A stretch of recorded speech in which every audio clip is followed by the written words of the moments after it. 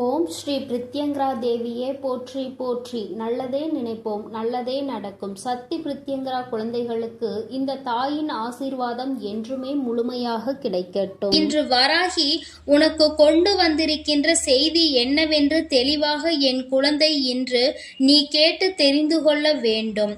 உன் வாழ்க்கையில் ஒரு அதிமுக்கியமான நிகழ்வினை நடத்தி இருக்கின்றேன் என் தங்கமே. அது உனக்கு பாதி சந்தோஷத்தையும் பாதி கஷ்டத்தையும் கொடுக்கும். என் பிள்ளைக்கு அதில் இருக்கின்ற கஷ்டத்தை விட அதனால் கிடைத்த சந்தோஷத்தை நினைத்து பார்த்தால் உன்னுடைய மனதிற்கு நிம்மதி கிடைக்கும். என் குழந்தையே, இன்று இந்த வராகி உனக்கு கொண்டு வந்திருக்கின்ற செய்தி என்ன தெரியுமா? என் குழந்தையே, உன்னை கண்ணீர் சிந்த வைத்தவர்களினுடைய இல்லத்திற்கு இந்த வராகி நான் சென்றிருந்தேன். என் தங்கமே, அங்கே நான் கண்ட காட்சியானது எனக்கு நிச்சயமாக அதிக கோபத்தை தூண்டியது. இந்த கோபத்தோடு அவர்களுக்கு நான் இந்த தண்டனையையும் கொடுத்துவிட்டு வந்திருக்கின்றேன். அப்படி யாரை சந்தித்தீர்கள்? யாருக்கு தண்டனை கொடுத்தீர்கள்? நான் ஒன்றும் என் வாழ்க்கையில் அப்படி ஒரு விஷயத்தை காணவில்லையே. எனக்கு கண்ணீர் சிந்த காரணமாக இருந்தவர்கள் நன்றாக தானே என் முன்னால் நடமாடி கொண்டிருக்கின்றார்கள் என்று என் பிள்ளை நினைப்பதை நான் அறியாமல் இங்கு பேச வரவில்லை. என் தங்கமே, இன்று இந்த பிரித்யங்கரா சொல்கின்ற வாக்கினை நீ முழுமையாக கேட்பாயானால் யாருடைய வாழ்க்கையில் என்ன நடந்தது, அதனால் உனக்குள் என்ன மாற்றங்கள் ஏற்பட்டது என்பதை நீ தெளிவாக புரிந்து கொள்வாய். என் தங்கமே, இன்று நல்ல நாளில் உன் வாழ்க்கையில் உனக்கென்று கிடைத்த ஒரு ஓய்வு நாளில் கூட என்னுடைய பிள்ளை மனதில் வேதனையோடு மன வாட்டத்தோடு இருப்பதை கண்ட பிறகு உன் தாயானவள் எனக்கு மனம் தாங்காமல் உன்னை கண்ணீர் சிந்த வைப்பதற்கு காரணமாக இருந்தவர்களை, உன்னை இந்த அளவிற்கு வேதனைப்படுத்தியவர்களுக்கும் தண்டனையை கொடுத்துவிட வேண்டும் என்று அவர்களின் இல்லத்திற்கு நான் புறப்பட்டு விட்டேன். என் குழந்தையே, நான் அங்கு சென்றிருந்த பொழுது அங்கு என்ன நடந்தது தெரியுமா? அங்கிருந்தவர்கள் உன்னை இன்னமும் அழிக்க வேண்டும், உன் வாழ்க்கையில் இன்னமும் உனக்கு கஷ்டத்தை கொடுக்க வேண்டும், நீ நன்றாக இருக்கக்கூடாது, உன்னுடைய குடும்பத்தில் இருப்பவர்கள் யாரேனும் ஒருவர் உயிரை பறிக்க வேண்டும், உன்னுடைய குடும்பத்தின் தலைவியாக இருக்கக்கூடியவர் இறந்தால் எல்லாம் சரியாகிவிடும், இனிமேல் இவர்கள் நம்மிடம் வாழாட்ட மாட்டார்கள், அவர்கள் இருக்கின்ற தைரியத்தில்தான் இவர்கள் நம்மை எதிர்த்து துணிந்து நிற்கின்றார்கள் என்று அங்கே பேசிக்கொண்டிருந்தார்கள். அதாவது அவர்களுக்கு யார் எதிரியாக இருக்கின்றார்களோ அவர் ஒருவரை அழித்துவிட்டால் போதும், மற்றவர்கள் யாரும் அவரை எதிர்க்க மாட்டார்கள். அவர் ஒருவர் இருக்கின்ற தைரியத்தில்தான் இவர்கள் இது போன்ற காரியங்களை செய்கின்றார்கள் என்று என் தங்கமே அவர்கள் திட்டம் போட்டு கொண்டிருக்கின்றார்கள். இப்பேற்பட்ட இந்த சூழ்நிலையில் உன்னுடைய வாழ்க்கையை நான் என்ன செய்திருப்பேன் என்று நீ நினைக்கின்றாய்? என் குழந்தையே, முதலில் அவர்களினுடைய எண்ணங்கள் எந்த அளவிற்கு சரியானது என்பதை நான் தெரிந்து கொள்ள வேண்டும். யார் பக்கம் நியாயம் இருக்கிறது, யார் பக்கம் தவறு இருக்கிறது என்பதை உன் வராகி நான் நிச்சயமாக புரிந்து கொள்ள வேண்டும். அப்பேற்பட்ட சூழ்நிலையில்தான் அந்த விஷயத்தை தெரிந்து கொள்ள நினைத்த பொழுது நிச்சயமாக நான் அங்கு சென்றிருந்தேன்.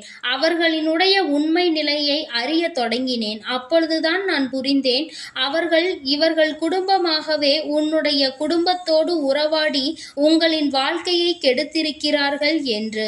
ஒரு சொத்து பிரச்சனையில் அவர்கள் உன்னுடைய குடும்பத்தினுடைய சொத்தினை ஏமாற்றி பறிக்க நினைத்திருக்கின்றார்கள். பாதியை பறிக்கவும் செய்து விட்டார்கள்.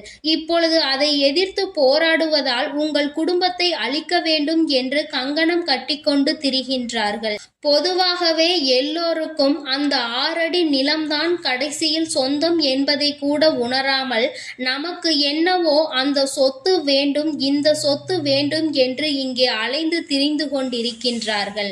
கடைசியில் எதை கொண்டு போக போறோம் என்று தெரியாமல் இவர்கள் இது போன்று இப்படிப்பட்ட மனிதர்கள் மற்றவர்களின் வாழ்க்கையை அழிக்க நினைப்பது மிகவும் தவறல்லவா? அதிலும் இவர்கள் என்னுடைய இந்த வராகியினுடைய குழந்தைகளின் வாழ்க்கையில் செய்ய நினைத்தது மிகவும் தவறு என்பதை நான் இப்பொழுதுதான் அவர்களுக்கு புரிய வைக்கின்றேன். என் தங்கமே, நான் தெய்வமாக இருந்தாலும் நீ என்னுடைய அன்பு குழந்தையாக இருந்தாலும் யார் பக்கம் நியாயம் இருக்கின்றதோ அவர்களுக்கு தானே நான் நன்மையை செய்ய வேண்டும். அதனால்தான் உண்மை என்னவென்பதை அறிந்து கொள்ள உன் அம்மா நான் ஆசைப்பட்டேன். என் தங்கமே, அதன் பிறகு இந்த வராகி அவர்களுக்கு என்ன தண்டனை கொடுக்க வேண்டும் என்று நினைத்த பொழுதுதான் நான் புரிந்து கொண்டேன். ஆசைப்படுகின்ற இந்த சொத்து அவர்களுக்கு உரிமை இல்லை என்பதை முதலில் நிரூபிக்க வேண்டும்.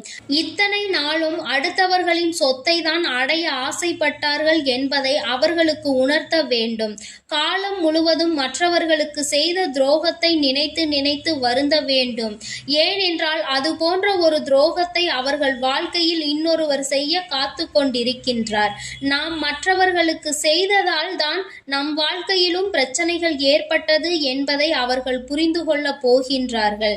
என் தங்கமே, இத்தனை நாட்களும் அவர்கள் வாழ்க்கையில் செய்த ஒவ்வொரு விஷயங்களையும் கண்டு அவர்கள் ஒரு நாளும் வேதனைப்பட்டதில்லை.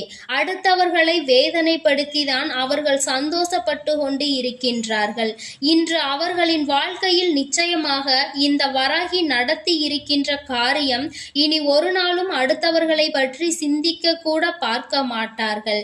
எந்த ஒரு கஷ்டத்தை உனக்கு கொடுக்க வேண்டும் என்று நினைத்து இத்தனை காரியங்களையும் செய்தார்களோ என் தங்கமே, அந்த காரியங்களை எல்லாம் அவர்கள் இனி அனுபவிக்க போகின்றார்கள். என் தங்கமே, அவர்களினுடைய வாழ்க்கையில் இனி அழிவு என்ற ஒன்று ஆரம்பமாக போகின்றது. என் தங்கமே, அடுத்தவர்களை அழிக்க நினைப்பது தெய்வம் கிடையாது. ஆனால் இது போன்றவர்கள் மற்றவர்களுக்கு துரோகம் செய்து அதில் சந்தோஷம் காண்பவர்கள், மற்றவர்களின் அழுகையை கண்டு அதில் ரசிப்பவர்கள், இவர்கள் எல்லாம் நிச்சயமாக வாழ்க்கையில் ஒரு நாள் அழிந்து போக கூடியவர்கள் என்பதில் எந்த ஒரு மாற்று கருத்துமே கிடையாது. என் தங்கமே, உன்னுடைய மனதிற்குள் இருக்கின்ற தேவையில்லாத எண்ணங்களை எல்லாம் முதலில் நீ எடுத்துவிடு. ஏதோ ஒரு விஷயம் எப்பொழுதும் உன்னை போட்டு குழப்பிக் கொண்டே இருக்கிறது. இதைதான் அவர்கள் எதிர்பார்க்கின்றார்கள். உன்னை நிம்மதி இல்லாமல் ஆக்குவதற்கு அவர்கள் நினைக்கின்றார்கள். உன்னுடைய வாழ்க்கையில் தேவையில்லாத விஷயங்களை அவர்கள் ஏற்படுத்த துணிந்து நிற்கின்றார்கள். இப்படி அவர்கள் செய்ய நினைத்த விஷயங்களினால் என் பிள்ளை எப்பொழுதுமே மனமுடைந்து காணப்படுகின்றாய். ஆனால் இன்று இந்த வராகி செய்த இந்த செயலால் இனி ஒரு நாளும் என் பிள்ளை நீ வேதனைப்பட மாட்டாய். என் தங்கமே, சோதனைகளை கொடுப்பவர்களுக்கு நீ நிச்சயமாக நல்லதையே செய்து கொண்டிருக்கின்றாய். நீ கொடுக்க வேண்டிய மிகப்பெரிய தண்டனை இவர்களின் முன்னிலையில் நல்லபடியாக வாழ்ந்து காட்டுவதுதான். நீ என்ன என்னை தடுப்பது? நான் அல்லவா என் வாழ்க்கையை வாழ்ந்து கொண்டிருக்கிறேன் என்று என் குழந்தை நீ வாழ்ந்து காட்ட வேண்டும்.